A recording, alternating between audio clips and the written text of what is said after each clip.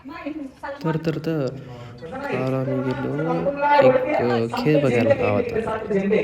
त्यामध्ये एक नौटंकी, त्याचा साथीदार हे वेगवेगळे खेळ दाखवत होते आणि कोणतीच पैशाची अपेक्षा नाही. जस्ट दुरून आलेले, फक्त त्यांना रोजच्या जेवणाची सोय केली. तर ते इतकं मनोरंजन करत होते की अख्खं गाव एक जागी जमून सर्व शो बघत होते. हे गाव होतं लातूर जिल्ह्यातील साकूर तालुक्यातील बेलगाव. तर गाव खूप छान आहे, त्याबद्दल सांगायची गरज नाही. आणि सगळे एकत्र येऊन सगळ्यांना मदत पण करतात आणि मनोरंजन पण करतात. यावर मी अजून एक व्हिडिओ बनवणार आहे, ज्याच्यात ते जे वारीला लोक जाऊ शकत नाही इथे किती सुंदर प्रकारे वारी साजरी करतात ते दिसेल. म्हणजे जबरदस्त मित्र प्रेमाने. तर इथे खूप सारे खेळ दाखवले, जसं एक नौटंकी ज्याच्यामध्ये एक जोकर एंटरटेन करतो.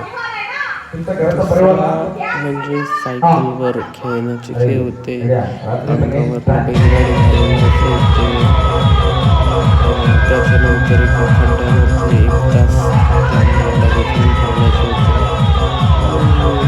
बरेच म्हणजे साहसी धाडसी खेळ होते की इतकी जड हंडे वगैरे सायकलवरून दातात धरून उचलणे, फिरणे, पाण्याचे खेळ. तेव्हा खूप जणांना पोहत पण होतं, जे अक्षरशः दिसत पण होतं. तर ही गोष्ट काही सोपी नाही आहे. पोटा पाण्यासाठी करण्याच्या दृष्टीने जरी पाहिली तरी धाडसी वृत्ती लागते त्याला. नक्कीच आपण उद्या उठून ही गोष्ट करू शकणार नाहीत शक्यतो, परंतु अभिमान वाटला. हे अशी संस्कृती पण जागी ठेवता आणि खूप दूरवर पण चालवता. अगदी शरीराच्या जवळ घेऊन या गोष्टी करणे, सायकलचा तो इतका बारीक बॅलन्स तोलणे, तो माणूस त्याला अंगाला पाणी लावून म्हणजे ती जी झळ लागत होती आगीची, तो कमी करायचा प्रयत्न करत होता.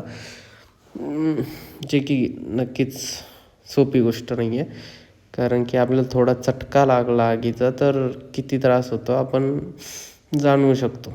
तर माणसाने नक्कीच कदर करायला पाहिजे जे मिळतं आहे त्याला. आणि तुम्ही म्हणताल लातूरमध्ये तू असा नगरी भाषेत बोलणारा कुठून आलास?